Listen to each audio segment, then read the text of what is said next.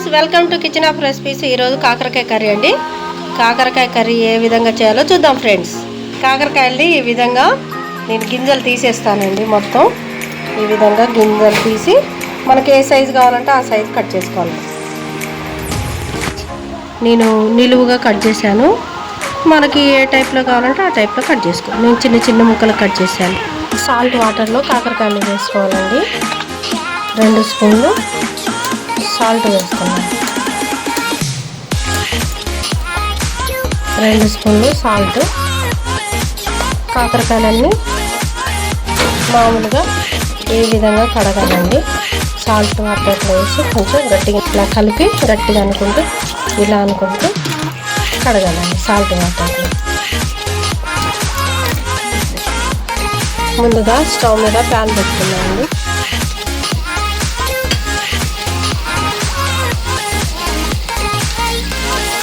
Oil వేసుకున్నామండి.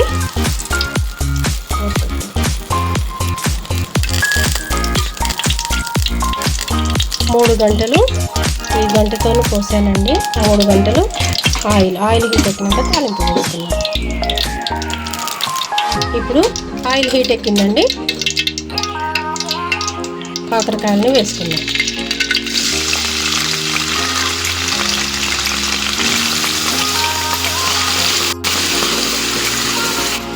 ఈ విధంగా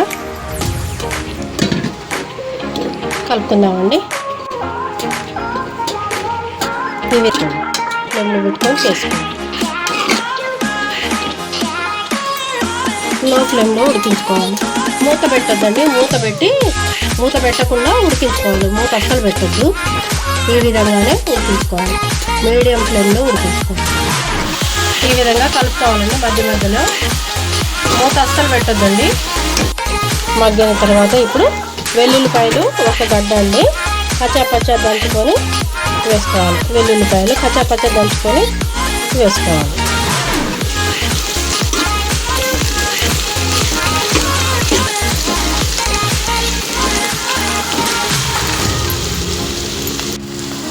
ఉడికించుకోవాలండి.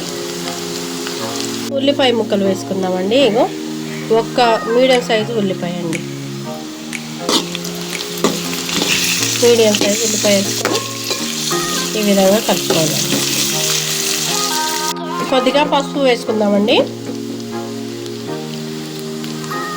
1 స్పూన్ పసుపు వేసుకున్నా. 1 స్పూన్ పసుపు అండి. ఈ విధంగా పసుపు వేసి కలుపుకుందామండి.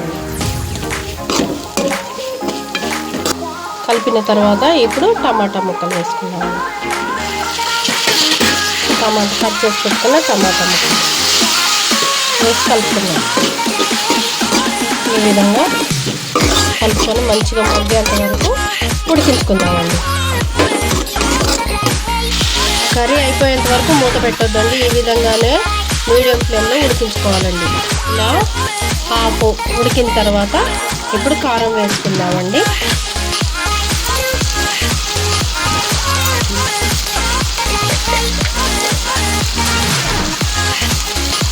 2 స్పూన్ల కారం వేసాను. వేసి కలుపుకుందాం. కొద్దిగా సాల్ట్ వేసుకుందామండి. మన రుచికి తగినంత సాల్ట్ వేసుకోవాలండి.